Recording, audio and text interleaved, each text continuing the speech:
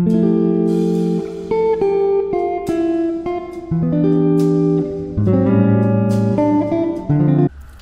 peoples, good morning. Today is a Thursday. Today is the day. Yan. Nakaligo na tayo. Nagbe-breakfast lang ako ng bread at saka ng tea. And yan na, naka-ready na. Ito ang outfit natin. T-shirt at saka cycling shorts. Very comfy. Kasi pagdating doon, magcha-change naman tayo for sure ng hospital gown nila. So ayan. Inaantay ko lang si James. Tulog pa siya. Pero alis kami ng 7 AM. Ngayon ay 6:36 na. Pero kailangan ko na pala siyang gisingin. Ayan, balitaan ko kayo soon. Ayan na guys. Ready na kami. Yan na yung bag ko. Tsaka ni baby. Ito yung extra bag. Tapos meron lang kaming baunan. Ito. Ayan. Ready na. Yeah, baby, be good. Nandito na pala ako sa hospital, naglalakad. So may registration pa, usually may pila yung registration.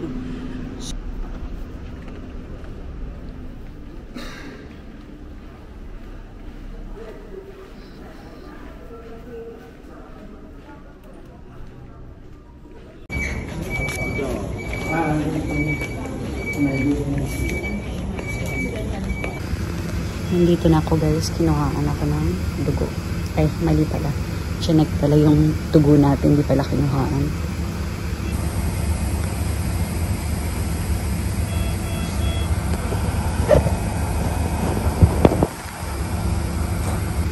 Nakakatawa yung mga kapatid ko nag-message sa akin. Sila yung mas ninenervyos kaysa sa akin. Tsaka di daw sila makatulog. First time kasi. First apo, tsaka first pamangkin nila, kaya mga nervyoso. Mga lalaki yun ah.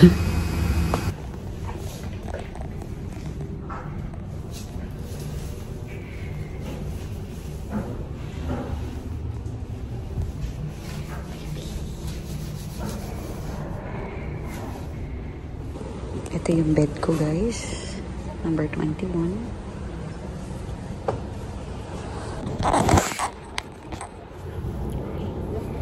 Pinagpalit nila ako ng ganito. Hindi ko alam kung ano mangyayari. Pinupuntahan lang ako ng nurse. Chinek na rin nila yung aking urine. So, antay lang tayo. Naririnig niyo ba? Yun yung heartbeat ni baby.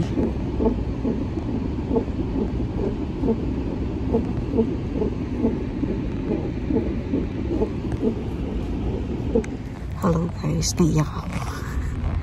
Naiyak ako kasi naalala ko si Papa. Namiss ko si Papa.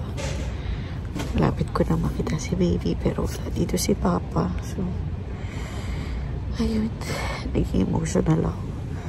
Matagal pa. Inaantay ko pa yung doctor kasi check pa nila yung cervix ko. So, ngayon, pahinga lang tayo dito. Si James, pinauwi ko na muna kasi hindi rin naman siya pwede pumasok dito sa loob. Bawal. So, pag nag-labor na yata, at saka active labor, tsaka pa lang siya pwede pumasok. Eh, wala pa namang schedule kung kailan mangyayari yun. Inaantay ko pa yung doctor para i-check yung cervix din. Tsaka ko pa man nalaman kung ano mga mangyayari sa ngayon. So, eto, pahinga muna tayo. Then, antayin natin kung anong mangyayari. Update guys, na-check na yung cervix natin. Blessing, praise God, kasi ready na yung cervix natin for induction. Ayun. So, hindi na natin kailangan ng ibang gamot.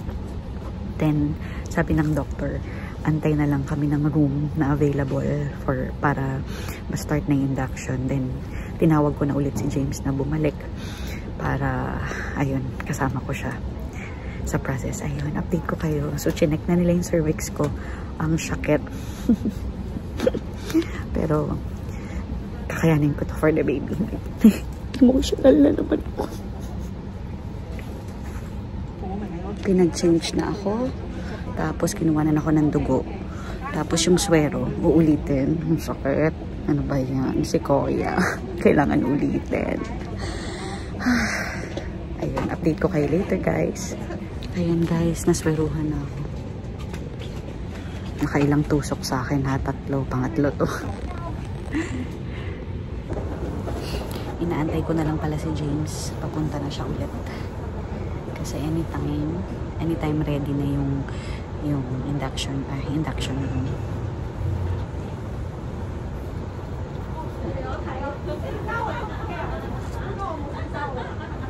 Nakatatlo. Kinuhaan ako ng dugo dito. Tapos, ayan. Ay nako, kung sensitive kayo, skip nyo na lang. Ayan. Kasi ito. Masakit siya, pero kaya naman. Tolerable. Kasi I'm sure later, mas masakit. Update ko kayo guys. Ayan, update. 12 noon na. Still waiting. Baka papasukin na nila si James kasi ang visiting hours 12 to 1 talaga. Tapos 5 to 8 yung next. Pero ayun nga, kung hindi naman visiting hours, since i-induce na tayo, tatawagan nila si James kapag ready na. Dito na yung pasaway. Ganyan-ganyan lang sila. Thumbs up lang. Wala man lang pain nararamdaman. Ha? Nag-aantay muna ako ng lunch ko bago nila ako i-induce. Kain daw muna ako ng lunch. Ito guys yung food ng hospital. Anyways, okay naman. Kain muna tayo.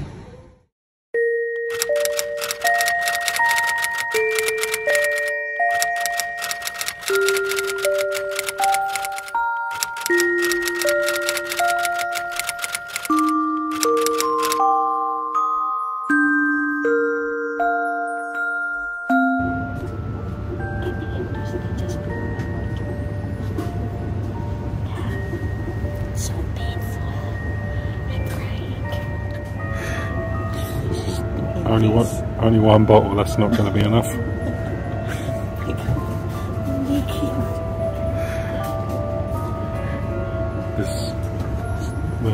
Gotta bring some more bottles of that in. Phil? You feel what? It's hurting. Oops.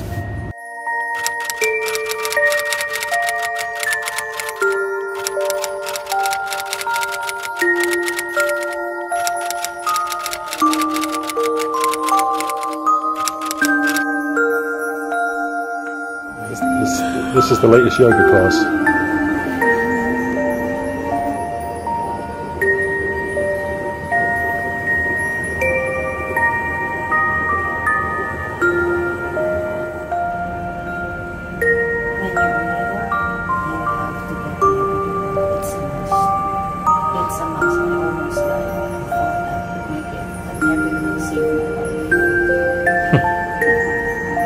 So would you say it's nearly as painful as a kick in the nuts?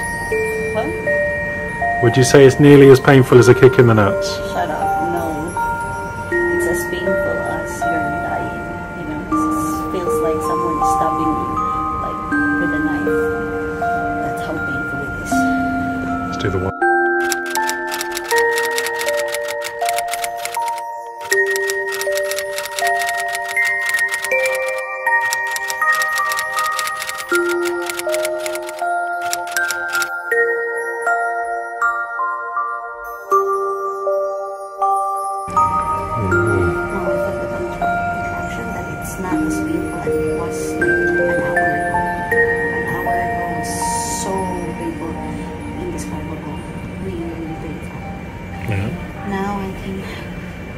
Relax a bit, unlike an hour ago. There's no time to relax because it's just all pain. Thank you, everyone.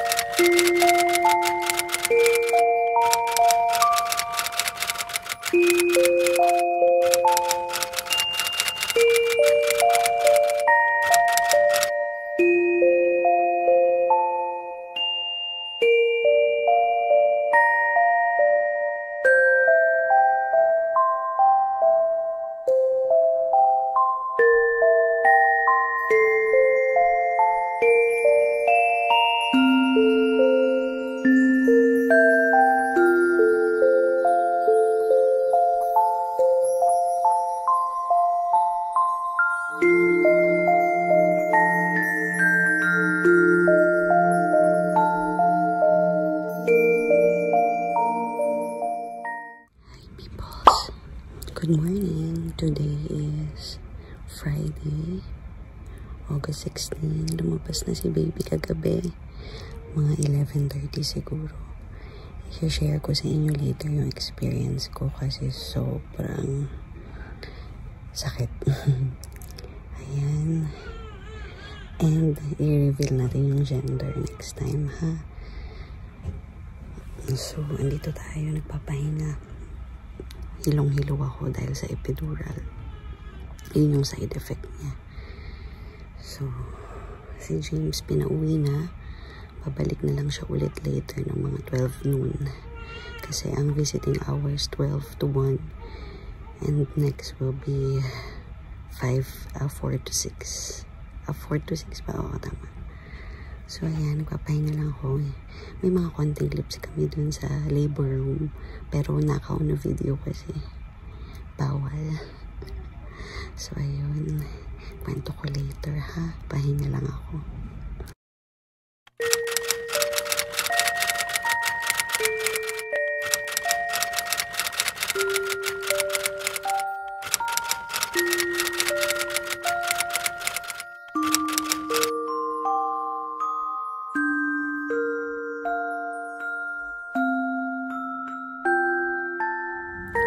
My husband is here. We did it. Tsura ko, ang init kasi dito. Wala talagang aircon. Tingnan nyo naman yung tsura ko. Hello. Look at me, I'm sweating. Because it's so hot in there. I'm in a wheelchair. Oh. Pupuntahan namin si baby. Nasa Nico kasi siya. Day 5, Hanson Hospital Porter to push you around. Chichi bells. Mommy's here. Baby.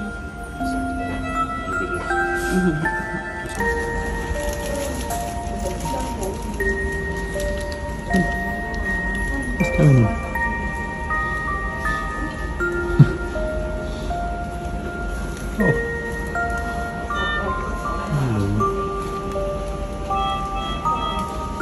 Hello.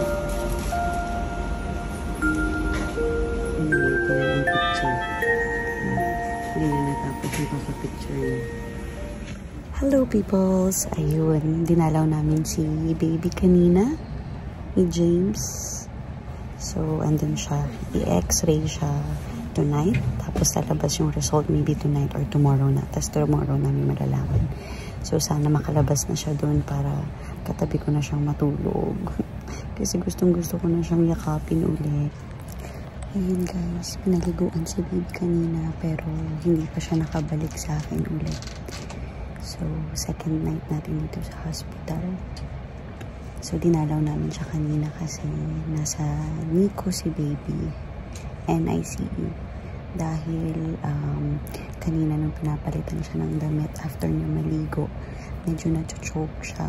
Kasi yun pala, may mga nakain siya sa loob na kailangan tanggalin. Tapos yung oxygen level niya bumaba. So, under observation siya. Pero according naman sa mga doctors, nothing to worry naman. Kailangan lang i-make sure na matanggal lahat ng mga nakain niya. Pero hindi pa namin sure kung kailan siya i-release sa Nico. So, as of now, yun pala ang aming update about her. Ayun palang update about baby. Tapos dinalaw namin siya kanina ni James. Bukas ulit. Kasi ang visiting hours dun sa kung nasan si baby from 9 AM to 9 PM. Tapos dito naman sa akin from 12 to 1. And then next is 5 to 8 PM. So, ayun. So, yun muna yung update natin. Gusto ko nang mahag si baby tsaka makiss. Nung first night naman kagabi, nahag tsaka nakiss ko siya. Nakatulog siya sa chest ko. Siguro naka 30 minutes din siyang stay sa chest ko kagabi. Ayun. Iingit ako sa ibang mommies kasi katabi nila yung babies nila. Pero okay lang yun. Mahalaga. Safe si baby.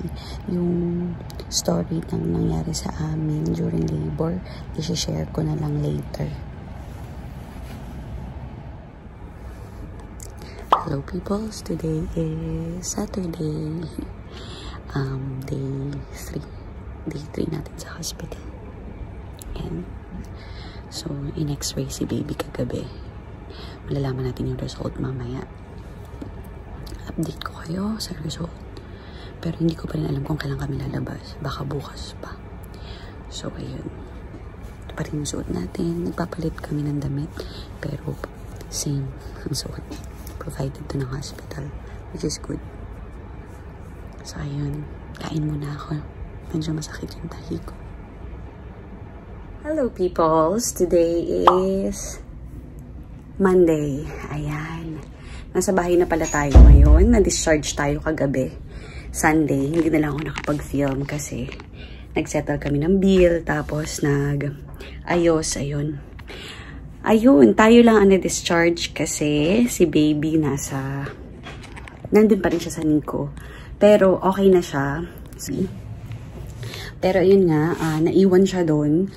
Pero ngayon, mamayang hapon, babalik kami doon kasi we're hoping na sana ma-discharge na rin siya today kasi ilang araw na siya nasa Nico. So, nanganak ako ng Thursday ng gabi. Tapos nasa akin siya the whole morning. Madaling araw. Tapos, kinuha lang siya sa akin ng mga, siguro mga 10 AM. Kasi nung time na yun, hilong-hilo ako, tapos nagsusuka ako. So, kailangan nilang ilayo si baby sa akin dahil nga hindi ko siya maaalagaan. So, after nung niliguan nila, then pagligo nila, dinala na siya sa Nico kasi nga daw, na-choke siya. And, ayun, na-choke si baby dahil nga daw, nung pinanganak ko siya, meron siyang nakain na poop niya. Tapos, ayun, tapos bumaba yung oxygen niya. Then, that Friday, doon na siya nagstay. Friday night, then Saturday. Tapos, kahapon, Sunday.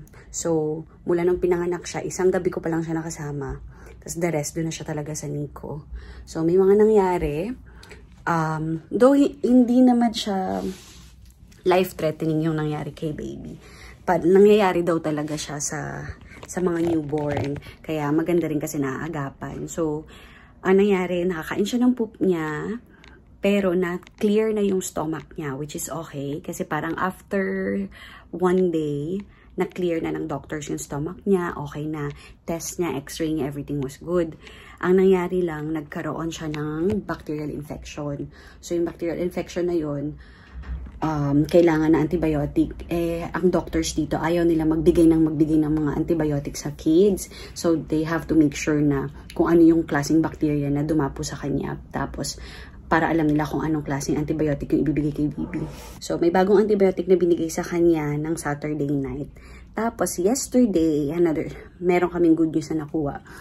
Sa blood test niya, bumalik na yung normal range. So, parang sabi nila yung range daw, yata parang 6 to 10. Nung una kasi, 13 siya. So, higher than normal.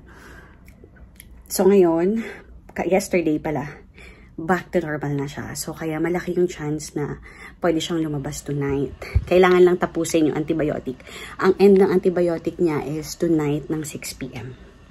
So, ayun, talaga yung pinagpipray ko na makasama ko na siya kasi 4 days na mula na nanganak ako. Dahil isang araw ko pa lang siya nakasama. Hindi ako nakakatulog. Medyo nahihirapan ako matulog kasi syempre pag nanganak ka, na-expect mo kasama mo na yung baby, diba? So, ayun. So, yun yung nangyari kay baby. Na-share ko na din sa inyo agad. Ayan. So, hindi naman ako sobrang worried kasi malaki yung trust ko sa mga doctors dito sa Hong Kong. And maganda rin sa kanila talaga. Monitor nila 24/7 yung baby. And also, hindi nila agad-agad i-release yung baby nang hindi sila sure. So, kaya malakas yung loob. Hindi malakas. Kaya, kahit papano, kahit worried ako ng sobra, kampante ako. And thankful na din ako na grateful pa rin ako kahit nagkaroon ng konting problem. Hindi naman sobrang, hindi katulad ng ibang mga nasa Nico. Kasi marami kami nakita mga babies na nandun. Basta medyo pag magulang ka, or kahit di ka magulang, masasaktan ka pag nakita mo sila. So, nagpapasalamat pa rin ako kay Lord kasi hindi ganun ka dangerous, parang hindi ganun ka sama naman yung nangyari kay baby. So, ayun, update ko kayo ulit kung nandito siya tonight na yun talaga yung kiniklaim ko na makakauwi siya tonight. So, thank you guys. See you again later. Pawis na pawis tayo. Sorry, haggardness. Di pa ako naliligo. Bawal ako maligo. Kasi, yung tahi ko. Nasaan banggit ko ba na emergency CS tayo? Hindi pa yata. Pero, kwento ko sa ibang araw.